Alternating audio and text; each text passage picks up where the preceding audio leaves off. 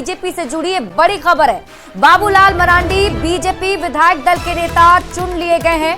सर्वसम्मति से नेता चुने गए हैं बाबूलाल मरांडी। आंतरिक लोकतंत्र से चयन ये के लक्ष्मण की तरफ से कहा गया है और उन्होंने कहा कि चुनाव में जो कमी रही उसे पूरा करेंगे। हमारी लड़ाई लंबी चलेगी, सड़क से सदन तक सरकार को घेरेंगे। आदिवासियों को अस्मिता बचानी है। सबका साथ सबका विकास के साथ आगे बढ़ रहे हैं। तो ये तस्वीरें आपके टीवी स्क्रीन पर आपको दिखा रहे हैं। जैसे देखिए, विधायक दल का नेता अब चुन लिए गए हैं बाबूलाल मरांडी। उन्हें विधायक दल का नेता चुन लिया गया और ऐसे में ये भी कहा जा रहा है कि जो लड़ाई है वो लंबी चलने वाली है और उसे पूरी तरीके से लड़ेंगे। सड़क से सदन तक सरकार को घेरेंगे। और वह साथ ब्यूरो चीफ दिवाकर तिवारी अधिक जानकारी के साथ जुड़ गए हैं। दिवाकर जी, अब जाकर विधायक दल का नेता चुन लिया गया है। अब विधायक दल का नेता के तौर पर बाबूलाल मरांडी एक्टिव नजर आएंगे, कितना मजबूत कर सकते हैं? देखिए, करीब चुनाव के नतीजों के 4 महीने बाद जो है बीजेपी ने बाबूलाल मरांडी को बीजेपी विधायक दल का नेता चुना गया है।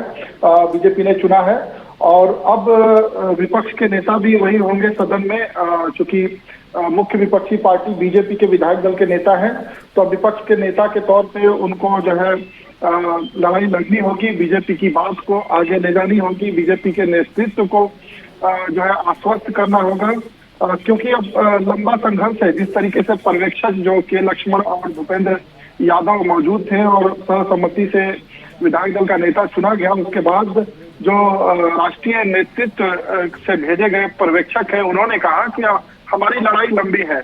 यानी कि अब बीजेपी एक तरफ जो है इंडिया अलायंस के दलों की सरकार है, जेएमएम के नेतृत्व में सरकार चल रही है, कांग्रेस आरजेडी के गठबंधन से सरकार चल रही है। तो एक मजबूत मैंडेट के साथ जो है हेमंत सोरेन मुख्यमंत्री के तौर पे जो है स्थापित हो गए हैं। राज्य के बड़े चेहरे के तौर पे हेमंत सोरेन देखे जा रहे हैं।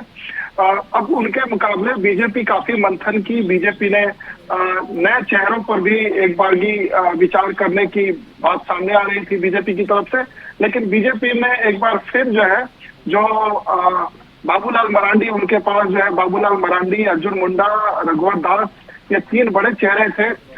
चूंकि रघुवर दास राज्यपाल थे, वो सदन में मौजूद नहीं थे, तो उनकी कोई मौजूदगी नहीं हो सकती थी सदन में। उसी तरीके से अर्जुन मुंडा मौजूद नहीं थे, उपलब्ध नहीं थे। तो ऐसे में उनके पास जो है एक बड़ा चेहरा बाबूलाल मरांडी के तौर पे है।